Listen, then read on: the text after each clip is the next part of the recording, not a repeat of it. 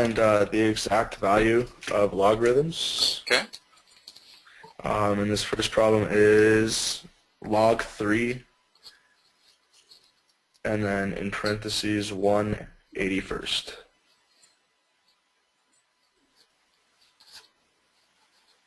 Like that? No, I'm sorry, it's a fraction, so it's like 1/81. I guess I should have said that like that to start with. All right. Like that. Yes, sir. Okay. All right. If I want to turn this into exponential expression, let's talk about that. Let's talk about a general exponential expression. It's an exponential expression because the variable is in the exponent. Okay. Okay? What is the equivalent logarithmic expression of y equals b to the x? Is it log xb? First of all, the thing you always want to remember, if you remember nothing else about logs, is that logs are exponents. Okay. Which means that has to be x. Okay. Now, where does the b and the y go? Oh, I see what you're saying. The b always goes there, Okay. which means the y goes in the argument. All right. Okay? So, at a minimum, if you want to know logs, you have to know that those two mean one and the same thing. Okay. So you always want to be able to go from one to the other. Now, when I'm going from logs back to exponential, the way I memorize it is I think of the number on the far left, which in this case is b. Excuse me one moment. So I would say the number on the far left raised to the power on the far right equals the number in the middle. In other words, b to the x equals y, which is indeed what we started with. Sure. Okay, so you always want to be able to go back and forth. So Okay. tell me what the exponential expression of that thing is. And if it helps, and it does with logs, let's make up a variable and call that x. Okay, so it's 3 to the x equals 1/81. Okay. What is another way to express 1/81? You can use a negative exponent. Okay. So what is it equal to? Well, you want to go to the same base, right? So Yeah, if you can make it same base, it's going to be helpful. So that's 81 is 3 to the negative 4th then? 181 over 81. Now, once you get it this way, you can always equate exponents. In other words, if you have some base to some exponent equals the same base to a different exponent, then you know x equals -4. Okay. All right. Let's try then a natural log with e involved. Okay. So the problem is natural log e to the square root of 3. Okay. Whenever I have the following situation, what's that equal to? 1? Yes. Always, no matter what b is. Okay. So natural log of e is log base e of e. That's what that is. Okay. So that's equal to 1, if and of itself. Now, what other properties do you have here? There's a couple of ways you can memorize this. First of all, we know that the log of b, the log base b of x raised to the z power equals z times the log base b of x. In other words, whenever we have an exponent with logs, we can always bring that exponent down onto the algebraic line, or whatever it's called. So I can automatically say that this thing is square root of 3 times natural log of e, right? Yep. Well, that's square root of 3 because we know natural log of e is 1. Okay. So Okay. it ends up being that if you have the log base b of b to some exponent, that's always equal to that exponent. Okay. Because I can always bring that exponent down here, and the log base b of b is always 1. So this Okay. is something you want to kind of look for. If you see something like that, always know that it's equal to the exponent. Okay, perfect. All right, let's try. Let's do this. All right, so let's log. I believe that's a 5. Yeah, log 5. And then in parentheses, 3x minus 2 equals 2. All right, the way to solve log equations is to change it to an exponential equation. Okay. Always, pretty much. So how can I restate this exponentially?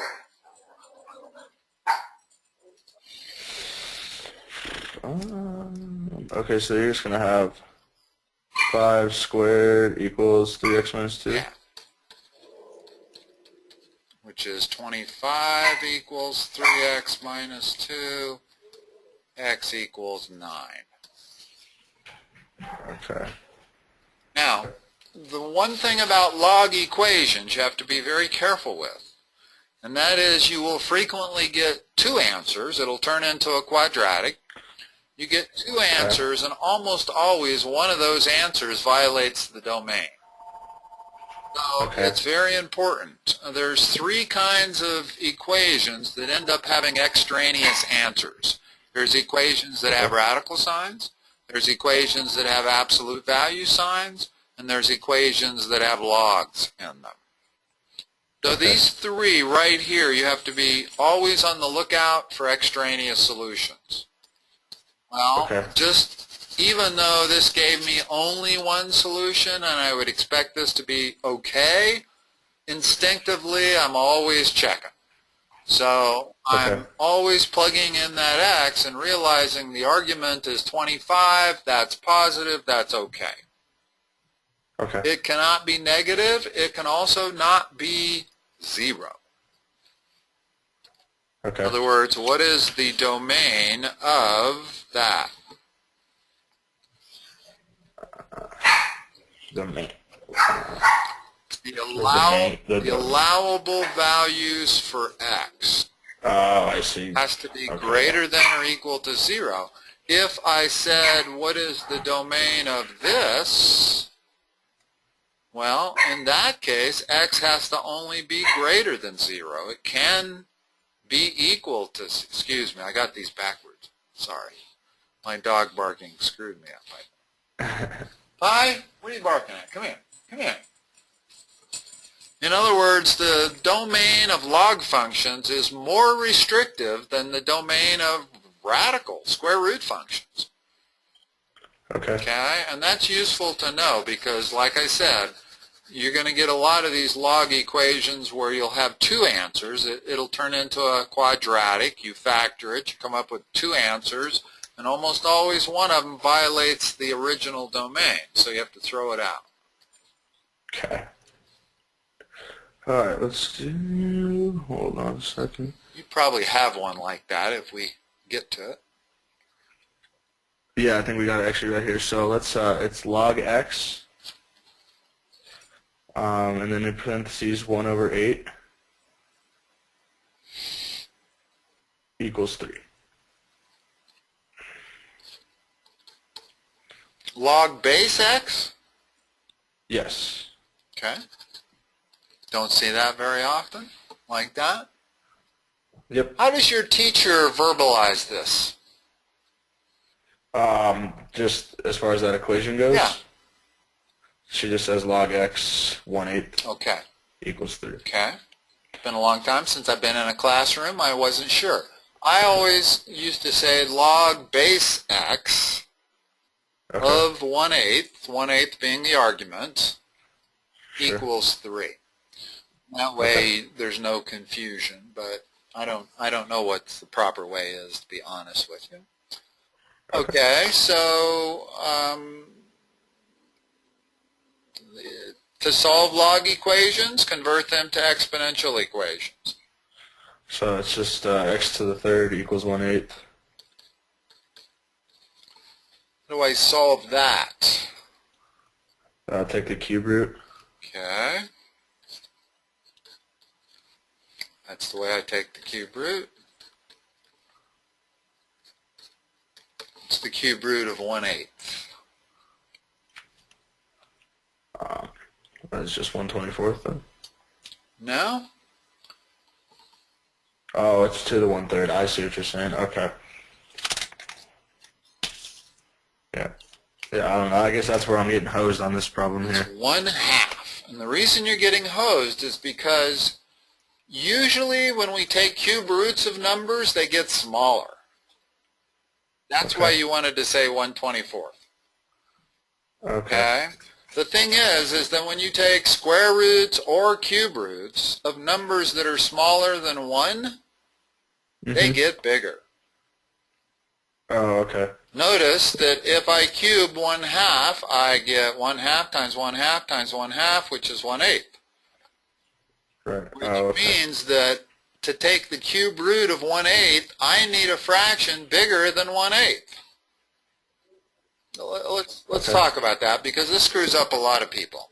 If I'm taking the square root of x, that is going to be greater, or excuse me, that's going to be less than x Sure. whenever x is greater than 1.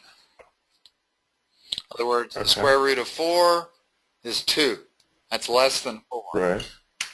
But if I take the square root of x will be greater than x whenever x is less than 1 and greater than 0. In other words, whenever you have those fractions between 0 and 1, when you take square roots of them, what is the square root of 1/4?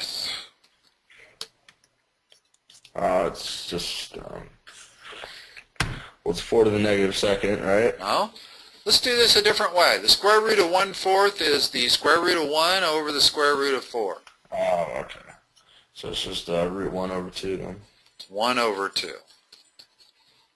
Notice that when I took the square root of a fraction, it got bigger. And yet if I take the square root of any number greater than 1, it gets smaller.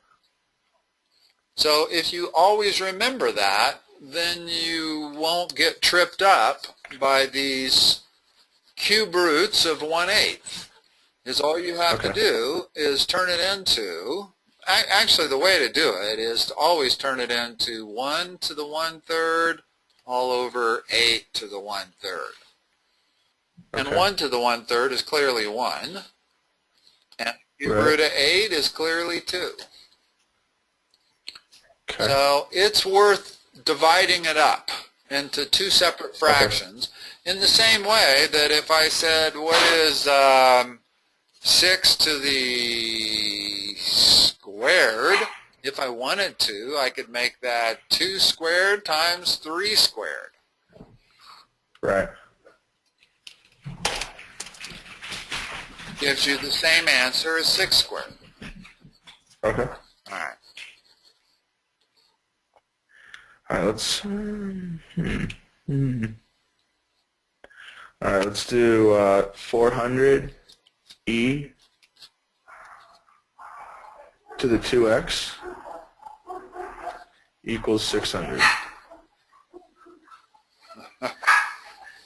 I don't got enough noise going on in my background to set my dog off, then I got your dogs in your background going on. Yeah, hold on, like real quick. Let me get these guys That's in. okay. They're not really disturbing me. I was just laughing at it.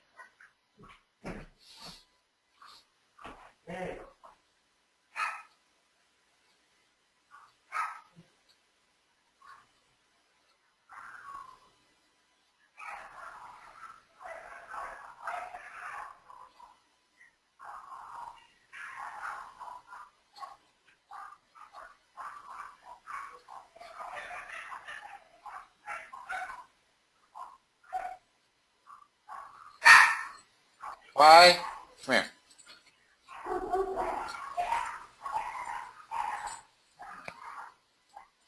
Technology.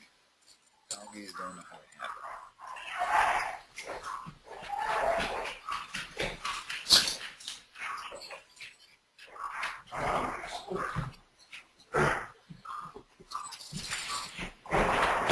Wow. All right, my it. bad. Okay. Sorry. Let's start with a simple case. Okay. We found that when we had log equations, the best way to solve them was stating them as exponential equations. Right. Well, the reverse is true. If I have an exponential equation, the best way to solve it is by taking the log of both sides. This principle in algebra that you can do anything you want to the left side of an equation as long as you do it to the right extends to all of these functions. You can take the log of both sides, you can take the derivative, you can take the integral, you can do pretty much anything you want as long as you do it to the other side of the equation. So if I were to solve my simple little equation here, I would take the log of both sides, the natural log in fact. Okay. And why the natural log? Because I know that whole thing is equal to x. Okay. Because the ln and e cancel each other out. This is the log base b of b to the x. Okay. So that's always 1. Or this expression is always x. So the answer here is x equals natural log of 7. Okay. You can get that number from your calculator, and that's the only place you would get it. So whenever we start with an exponential equation, we want to get it to e to the x equals something. Or even e to the 2x, because even if I had e to the 2x, I could still take the natural log of both sides. It's only now I get 2x equals natural log of 7, so x would be natural log of 7 divided by 2. All right. Okay? So let's use that principle to solve this problem. Okay. What's the first thing we need to do? So we need to get our variables separate from our whole numbers, correct? Yeah, think of this as the same way to solve a radical equation. If you had a radical equation, 3 square root x equals 6, the first thing you're trying to do is to isolate the radical.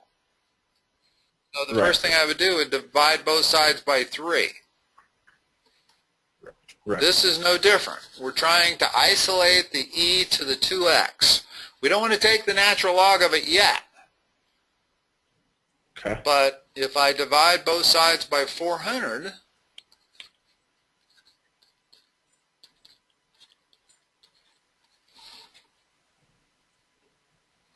now I've isolated the e, the exponential part of the equation. Now is where I want to take the natural log of both sides. Okay. What's the left side equal to? 2x. The right side is that number. Right. So x is that number divided by 2. Okay. You always want to keep these things in conjunction. When you're dealing with log equations, you want to think of them exponentially. When you're dealing with exponential equations, you want to take the logs of both sides usually. Okay. All right, let's do a longer one. Do you have any? Go ahead. Log base 2, parentheses, x squared minus 4,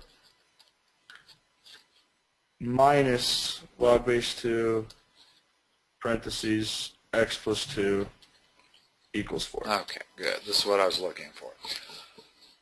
What's the first thing we need to do here? Well, we're trying to solve for x, yeah, so we need to get our exponents, or our x's. It's hard. You can't immediately convert this to an exponential equation. Okay. So we need to apply the rules of logs. All right. Oh, There okay. are three primary rules of logs that allow you to expand and compress logarithmic functions. Okay.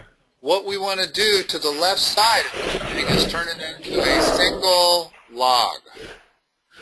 Okay. What goes in the parentheses? It's going to be x squared minus 4 divided by x plus 2. Okay. X squared minus 4 factors how? Probably x plus 2, x minus 2.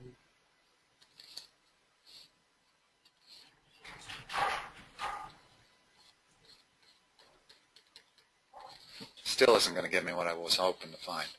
Okay. Now notice we can reduce that. Yep. So we've got the log base 2 of x minus 2 equals 4. How do we solve that? 4, put it out front there. Can you do that? 2 to the 4th equals what? X minus 2. 6.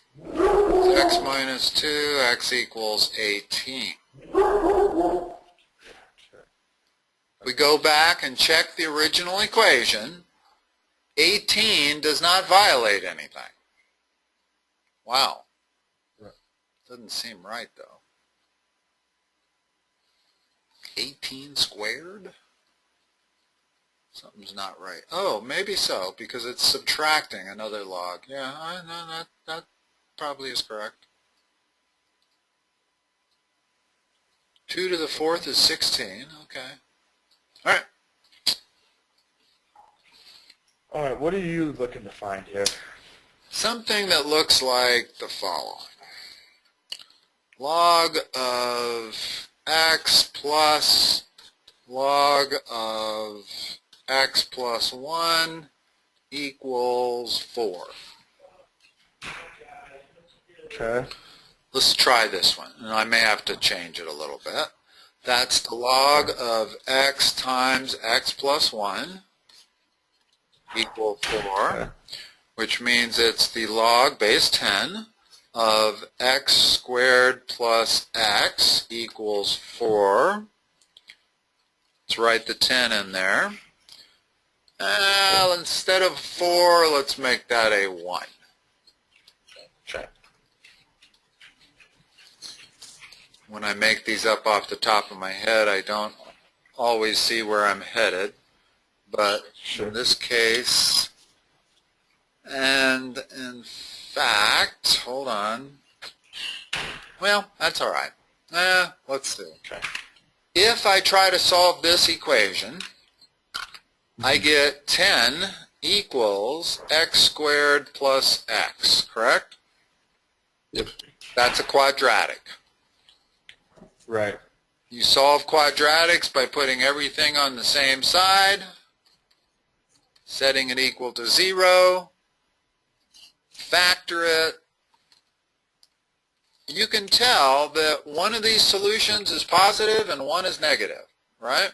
Right. Even though I didn't design this problem properly so that it could be factored, would have been better if I would have had, I don't know, it's not worth giving it well. If I apply the quadratic formula to this, which I have to do because there aren't any factors of 10 that subtract the 1. Okay. So I could apply the quadratic formula to this. I know I'm going to get one positive answer and one negative answer. Right. Well, the negative answer violates that domain. So you'd have to throw it out. So even though this produces two answers, you only use the answer that does not violate the domain, which in this case is a positive answer. Right. Let's see, I can figure this out. Let's see, we need this to be 12. Let's do it this way. Let's do it this. Log base 12, log base 12, log base 12. Now I have 10, 12 to the 1 power, equals x squared plus x, which now means we have, it narrows to this. Okay, you with me? The changes that I made there. Merely so, I didn't want something that we were going to have to use the quadratic on. Okay. So now in order to solve that, I factor it. It factors into x plus 4 times x minus 3, which means my solutions are x equals minus 4, x equals 3. Well, the minus 4 violates that domain as well as that domain. But if it violates even one domain from the original function, it's no good. And here's what's really important to know, is that you cannot put it into that. Notice that minus 4 does not violate this domain. Right. It gives you a minus 4 times a minus 3, which turns positive. So when somebody says that equation number 1 is the same as equation number 2, it's not quite the same. In other words, there are domain considerations in equation number 1 that appear to disappear in equation number 2. For example, negative x's. Negative x's are not an allowable solution here because it always violates that right there.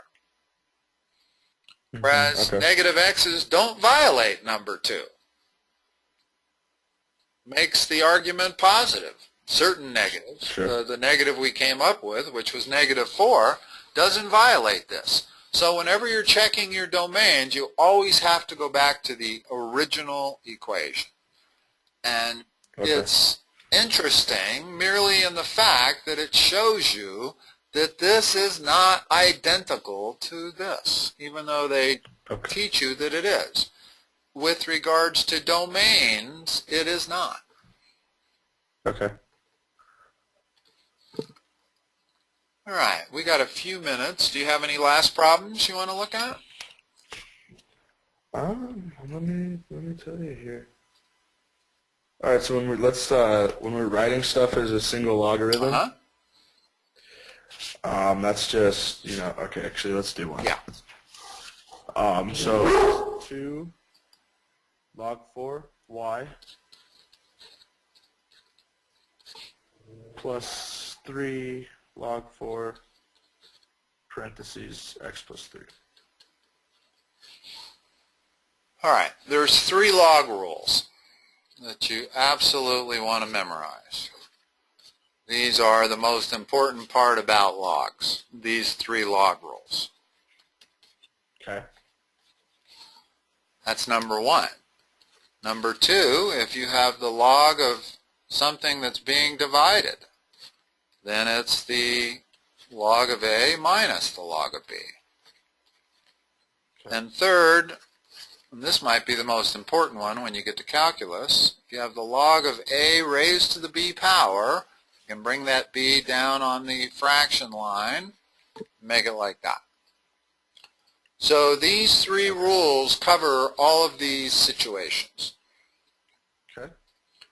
So what I've found the best way to go is to kind of go in reverse of the rules.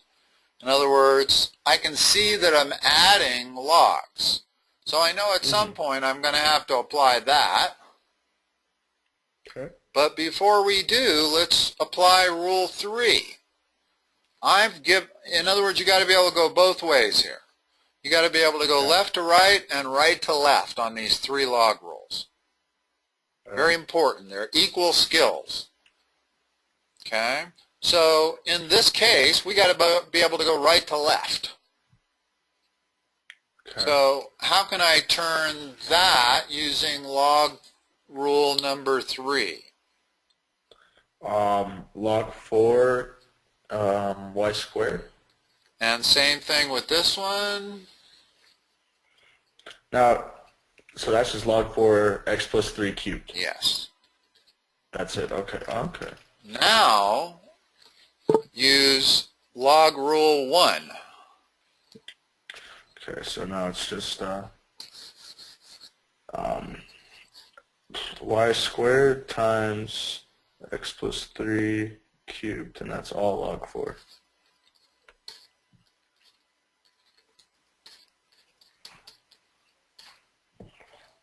That's exactly right. Okay. So if you go in that order, where you always bring the exponent up first, or take it down. In other words, if you're starting from this, no, if I was starting from this, I would separate them first. And then I would Sure. bring the exponents down. If Okay. I was expanding that. Okay. And those rules only work when the base is the same. If Okay. this was log base 7 and this was log base 8, I couldn't do any of that. Okay. All right. You good to go, Caleb? Yes, sir. Thank you. Okay, have a good one. Talk to you next time. Thank you. You too. Awesome. Bye-bye. Bye.